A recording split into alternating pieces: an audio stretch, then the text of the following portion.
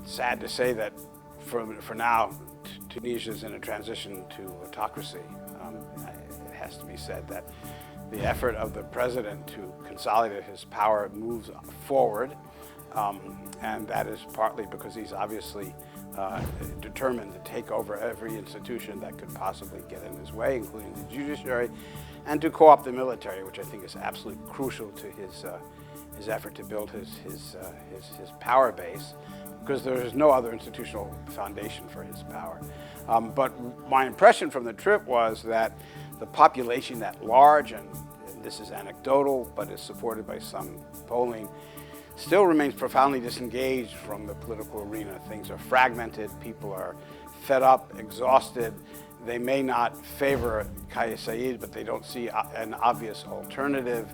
There is certainly widespread disillusionment with the existing political elite, and therefore Kais Saied's efforts to sort of go after the political elite, to arrest and accuse roughly 20 political leaders of threatening the state with terrorism, all of this, of course, is completely bogus. But it is yet to sort of produce a kind of mobilizing effect whereby you get people in the streets who are ready to protest on behalf of those who have been imprisoned. There's a disengagement between the elite and the wider populace that plays into the favor of the president, Kais Saied.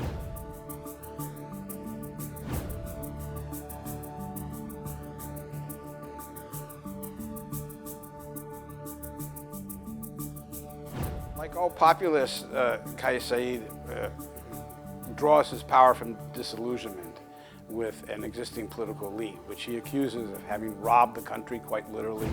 لقد أظهرت الإيقافات الأخيرة أن عددا من هؤلاء المتورطين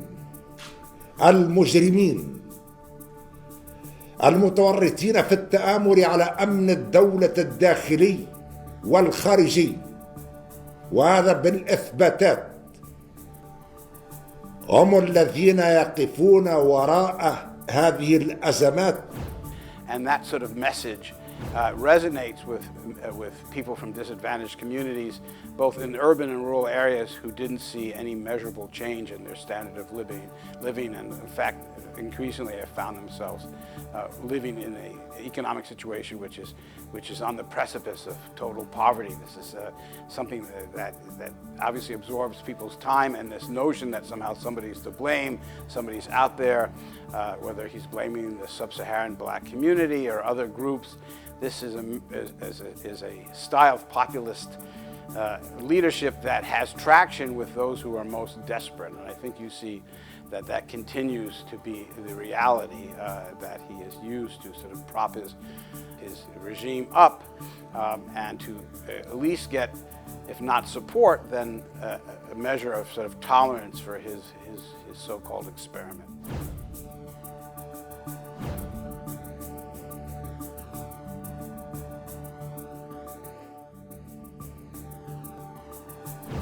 There's a legitimate debate about what the United States could have done. I don't think the United States was focused in the beginning on where it should have been focused, and that is sending a strong signal to Kais Saied that what he was doing was unacceptable, and in particular pursuing that message with the military, which Kais Saied has tried to basically co-opt.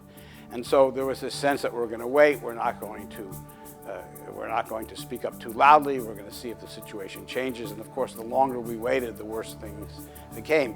It has to be said that the president has used his populist discourse to really counter foreign influence, and every time there has been criticism, whether loud or strong, from the European governments or the United States, he has tried to turn that around and say, well, this is offensive, this is unacceptable, this is an attack on the integrity and credibility of the people, so-called. And that has, of course, had a measure of success. I don't think that's going to be sustainable, but I do think that the moment for the U.S. to have made a credible difference may have already passed, because the perspective, which is typical of the diplomatic sort of core, is to sort of be risk averse and not to sort of take a more sort of forthright approach to the president.